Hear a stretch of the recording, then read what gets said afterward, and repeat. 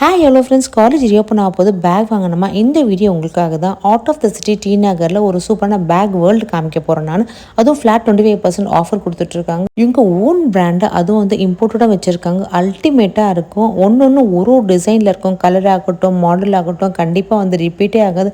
இங்கே ஆஃபீஸ் போகிறவங்கன்னு கூட மறக்காமல் இந்த கடையை யூஸ் பண்ணிக்கோங்க. அவ்வளோ சூப்பரான அழகான பேக்ஸ் இருக்குது.